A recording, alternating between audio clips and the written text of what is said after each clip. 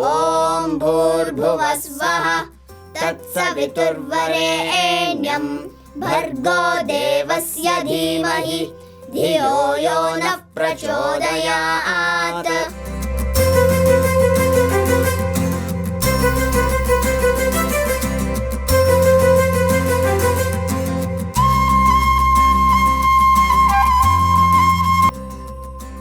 నమస్తే. మనం గోదర్బార్ ప్రోడక్ట్స్ ఎంత అద్భుతంగా ఉంటాయో మనందరికీ తెలుసు కదా. అయితే వాటిని ఎలా తయారు చేస్తారు, ఎంత స్వచ్ఛమైన ఆవు పేడతో తయారు చేస్తున్నారని చూపించే ప్రయత్నమే చేస్తున్నానండి. నేను ఇప్పుడు ఇక్కడ గోశాలలో ఉన్నాను. ఇక్కడ పొద్దున్నుంచి ఉదయం నుంచి కూడా వాటి కార్యక్రమాలన్నీ కూడా గోవులకు చేసే కార్యక్రమాలన్నీ కూడా మొదలైపోయినాయి. ఉదయాన్నే గోవులన్నింటినీ కూడా శుభ్రం చేసి తరువాత వాటికి దానా వేసి వాటి నుంచి పాలని కలెక్ట్ చేసి ఆ తర్వాత ఇదిగోండి గోవు పేడని మొత్తాన్ని కూడా కలెక్ట్ చేసి తీసుకువెళ్ళి దాన్ని పిడకల రూపంలో వేసి తర్వాత వాటిని ఎండబెట్టి దాన్ని ప్రధానంగా గోదర్బార్లో వాడే ముడి సరుకు కింద ఉపయోగిస్తున్నారండి. అన్నీ కూడా దేశీవాళీ గోవులే ఉన్నాయి. ఎంత ఎంత అంటే ఎంత అందంగా అంటే గోమాతలను చూస్తున్నంటే ఆ ఆనందం మనం మాటల్లో చెప్పలేకపోతాం.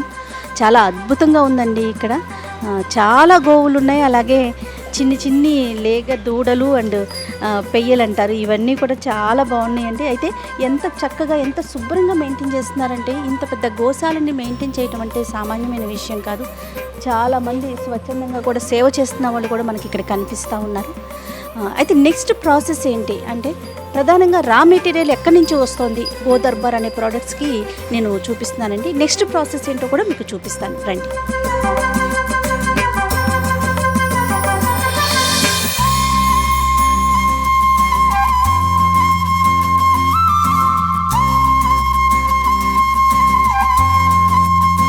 ఇదిగోండి గోవులకి దానా ఇక్కడి నుంచి తీసుకెళ్ళి ఇక్కడ తయారు చేసి పెట్టుకుంటున్నారు. అన్ని గోవులకి వరుసగా అంటే ఏదైనా ఒక టైం ప్రకారం చేయాలనే ప్రాసెస్ ఇక్కడ మనకి కనిపిస్తూ ఉంది. చక్కగా ఏ టైంకి ఏం చేయాలి, మనకి మామూలుగా మనకి షెడ్యూల్ ఎలా పెట్టారో గోమాతలకు కూడా షెడ్యూల్ ఎలా పెట్టి ఆ టైం ప్రకారం వాటికి అందించాల్సిన ఆహారాన్ని క్రమంగా చక్కగా అందిస్తూ ఉన్నారండి. అంటే ఇంత ప్రాసెస్డ్గా చేయబట్టే గోవులన్నీ కూడా చాలా ఆరోగ్యంగా కనిపిస్తూ ఉన్నాయి. వాటిని చూస్తూ ఉంటే, గోమాతను చూస్తూ ఉంటే మనకు కూడా చాలా ఆనందం కలుగుతుంది. ఇక్కడి నుంచి దానా తీసుకువెళ్ళి గోమాతలకి పెడతా ఉన్నారు.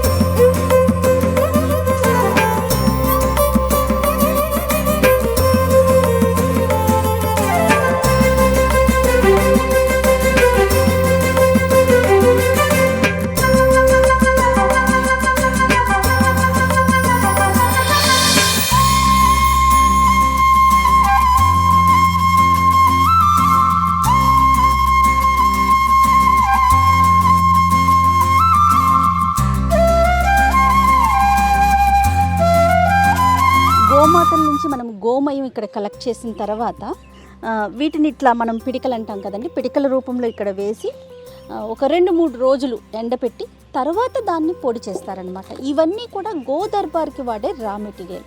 ఇంత డీటెయిల్డ్గా నేను ఎందుకు చెప్తున్నాను అంటే, సాధారణంగా మనకి అమెజాన్ లాంటి యాప్స్లో కూడా మనకి ఆవు పిడికలని దొరికేస్తున్నాయి. కానీ అవి నిజంగా ఆవు పిడికల? ఎందుకంటే మనము ఆవు పిడికలను చాలా స్వచ్ఛంగా భక్తిభావంతో చూస్తామండి.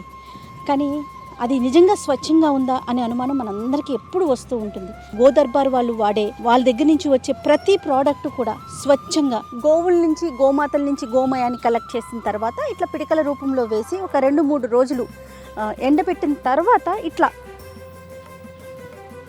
పిడక రూపంలో మనకి డ్రై అయిపోయి కనిపిస్తూ ఉంది కదా. తర్వాత దీన్ని పూర్తిగా క్రష్ చేస్తారండి. గోదర్బార్లో వాడే అగరబత్తులు, ధూప్ స్టిక్స్ ఇలాంటి మెటీరియల్కి, ఇలాంటి వాటికి ఇది రా మెటీరియల్. ఈ రా మెటీరియల్ని ఇంత స్వచ్ఛమైన గోమాతల నుంచి కలెక్ట్ చేసినటువంటి గోమయాన్ని ఉపయోగించి వాటిని తయారు చేస్తారు. అలాంటి వాటిని మనం పూజా మందిరంలో పెట్టుకున్నా, దేవాలయాల్లోకి పెట్టుకున్నా కూడా ఆ స్వచ్ఛత, ఆ శుభ్రత అనేది మనసుకి చాలా ప్రశాంతతనిస్తుందండి. ఇవి గోమయంతో తయారు చేసినటువంటి పిడకలు. సో ఈ పిడకలన్నిటినీ కూడా ఇక్కడ డ్రై అయిపోయిన తర్వాత మొత్తాన్ని కలెక్ట్ చేసి అక్కడ మిషన్ ఉందండి, మీకు అది కూడా నేను చూపిస్తాను. ఆ మిషన్లో వేసి క్రష్ చేస్తారు. ఆ వచ్చిన పౌడర్తో గోదర్బార్లో వాడేటువంటి ధూప్ స్టిక్స్కి అలానే అగరబత్తులకి ఉపయోగిస్తారు. రండి అక్కడికి కూడా వెళ్ళిపోదాం.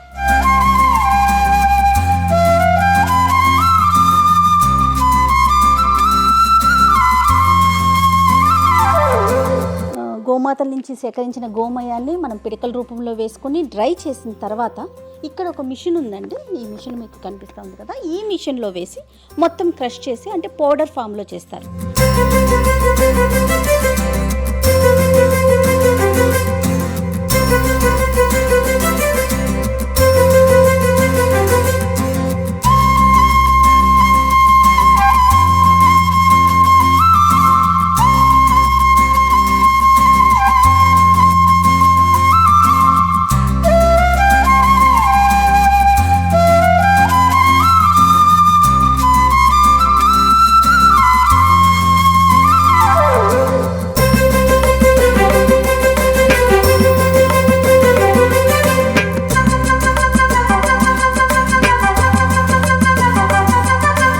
గోదర్బార్లో వాడే అగరబత్తులకి ధూప్ స్టిక్స్కి ఈ రా మెటీరియల్ని ఇంత స్వచ్ఛమైన దేశీవాలి గోవుల నుంచి వచ్చిన గోమయంతో తయారు చేసిన రా మెటీరియల్ని గోదర్బార్లో వాడే ప్రోడక్ట్స్కి ఉపయోగిస్తారు.